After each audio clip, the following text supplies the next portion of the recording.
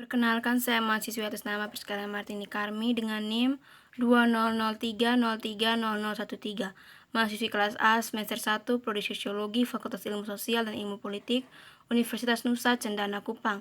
Kali ini saya akan mereview buku ke-15 mata kuliah pengantar sosiologi, yaitu Review Materi Sosiologi Kritis. Pada bab pertama membahas mengenai sosiologi adalah studi ilmiah tentang struktur sosial dan hubungan serta perilaku manusia. Sains mengacu pada proses mengembangkan teori yang diuji dan kemudian ditolak, dimodifikasi atau dipertahankan sampai yang lebih komprehensif dikembangkan. Sosiolog menguji teori terhadap kasus empiris untuk menentukan apakah dan sejauh mana mereka masuk akal dan berlaku. Teori atau paradigma sosiologis adalah cara untuk memahami akibat kekuatan sosial. Saya meletakkan istilah sains dalam tanda petik untuk menggarisbawahi bahwa sains bukanlah bebas nilai, yaitu diinformasikan oleh bias teoritis dan metodologis peneliti, dan dipengaruhi oleh ideologi dan kepentingan peneliti, hal yang akan dielaborasi nanti di beberapa bab berikutnya. Para poststrukturalis misalnya berpendapat bahwa pengamat memaksakan kerangka konseptualnya pada apa yang sering diamati, dan ini membatasi apa yang sains dapat memberitahu kita tentang dunia alam, fisik, dan sosial. Ideologi terdiri dari serangkaian nilai, asumsi, dan keyakinan yang membantu aktor sosial untuk memahami fenomena sosial kompleks yang mereka amati dan hadapi dalam interaksi sehari-hari mereka. Itu memungkinkan kita untuk menilai orang lain dan mengevaluasi tindakan dan niat mereka dalam konteks hubungan sosial dan struktur. Bergantung pada ideologi, seseorang aktor sosial melihat dan mengevaluasi dunia di sekitar mereka dengan cara yang berbeda. Tujuan dari review kali ini membahas mengenai yang pertama, transnasionalisme, yang kedua teori queer dan heteronormativitas, yang ketiga sosiologi dan wacana, yang keempat sekolah dan modal budaya. Bab yang kedua, tinjauan teori, membahas yang pertama, transnasionalisme, konstruksi dan reproduksi identitas nasional dan etnis dipengaruhi oleh konsekuensi globalisasi. Peningkatan migrasi global telah menambah keanekaragaman budaya, ekonomi, ketidaksetaraan, dan perbedaan secara nasional dan lokal, mengakibatkan pembentukan identitas transnasional. Globalisasi ekonomi juga memiliki efek negatif yang luar biasa pada dunia ketiga dan di negara berkembang yang memilikinya, mengakibatkan perlakuan yang berbeda terhadap individu dan kelompok masyarakat. Transnasionalisme adalah perspektif teoritis yang memiliki hubungan sosiopolitik dan institusi dan etnis, ras, kelas, dan perbedaan gender dan ketidaksetaraan dari lokal atau global perspektif. Transnasionalisme dipengaruhi oleh gagasan transmigrasi. Bas Glick-Hiller dan Saston-Blank mendefinisikan transmigrasi sebagai proses di mana barat kebangsaan di negaranya masing-masing. Para imigran di berbagai belahan dunia menempah dan mempertahankan hubungan sosial beraneka ragam yang menghubungkan masyarakat asal mereka dan pemukiman. Transnasionalisme adalah wacana yang menjelaskan hubungan dialektis antara globalisasi kapital, reproduksi hubungan hegemonik, dan informasi perlawanan gerakan, organisasi oposisi, dan bidang diskursif yang melintasi batas-batas etnis nasional dan mempengaruhi membentuk hubungan sosial di timur dan barat. Perspektif ini berfokus pada efek absennya hubungan pada pembentukan diri, kebijakan pembangunan, dan hubungan dan struktur ekonomi dan politik baik di tingkat lokal maupun global. Teori yang berikut, teori queer dan heteronormativitas. Masalah sosiologis klasik telah diam tentang masalah seksualitas dan khususnya homoseksualitas.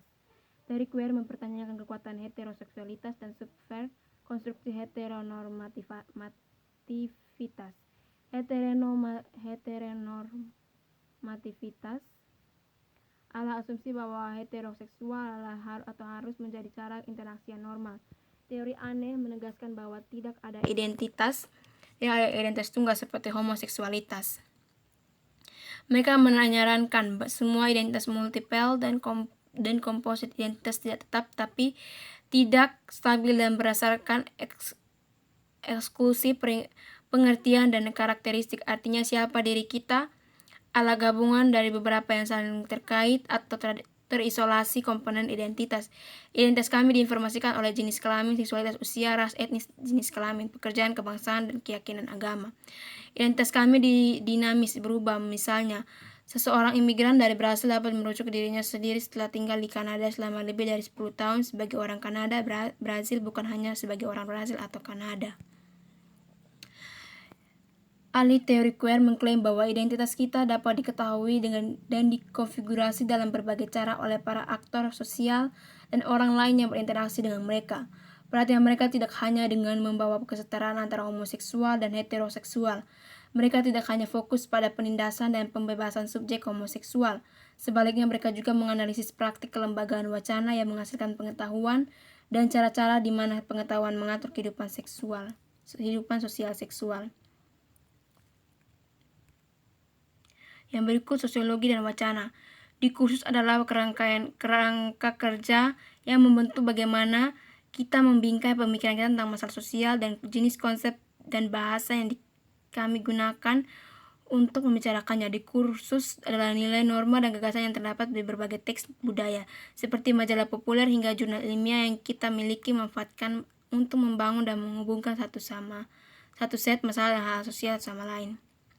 Kami menggunakan berbagai wacana dalam percakapan kami tentang imigrasi, kemiskinan, pengangguran, terorisme, budaya pemuda, urusan politik, dan negara lain. Wacana kemudian mengacu pada bagaimana pengetahuan diproduksi melalui bahasa praktik sosial.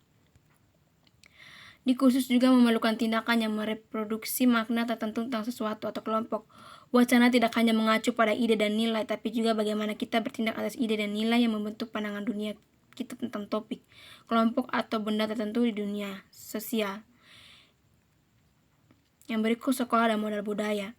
Dalam masyarakat modern, sekolah mereproduksi distribusi modal budaya di antara kelas-kelas sosial. Ini adalah struktur persekolahan didasarkan pada budaya yang sesuai dengan minat kelas dominan. Posisi kelompok dominan dalam masyarakat direproduksi melalui legitimasi praktik dan struktur budaya mereka di sekolah. Modal budaya mengacu pada itu disposisi dan karakteristik yang menginformasikan sosialisasi individu dan telah diinternalisasi oleh mereka sebagai norma. Ini adalah seperangkat pengetahuan budaya yang perlu dimiliki untuk mereproduksi posisi kelas seseorang dalam struktur kelas. Hal ini tentang keakraban dengan peraturan dan regulasi sekolah atau kelas bahasa nasional, harapan sekolah siswa, nilai-nilai dominan yang lazim di masyarakat, dan pengetahuan dominan. Bab yang ketiga yaitu simpulan. Berdasarkan hasil LIVI pada bab sebelumnya dapat disimpulkan bahwa konstruksi dan reproduksi identitas nasional dan etnis dipengaruhi oleh konsekuensi globalisasi. Peningkatan migrasi global telah menambahkan keragaman budaya, ekonomi, ketidaksetaraan, dan perbedaan kekuasaan secara nasional dan lokal, mengakibatkan pembentukan identitas transnasional. Transnasionalisme dipengaruhi oleh gagasan transmigrasi. Mendefinisi Basglick, Schiller, dan Santon Blanc mendefinisikan transmigrasi sebagai proses di mana non-barat kebangsaan negaranya masing-masing dan para imigran di berbagai belahan dunia menempa dan mempertahankan hubungan sosial beraneka ragam yang menghubungkan masyarakat asal mereka. Masalah sosiologis klasik telah diam tentang masalah seksualitas dan khususnya homoseksualitas. Teori queer mempertanyakan kekuatan heteroseksualitas dan subver konstruksi heteronormativitas. Diskursus adalah kerangka kerja yang membentuk bagaimana kita membingkai pemikiran kita tentang masalah sosial dan jenis konsep dalam bahasa yang kami gunakan untuk membicarakannya. Demikian review saya kali ini. Sekian dan terima kasih.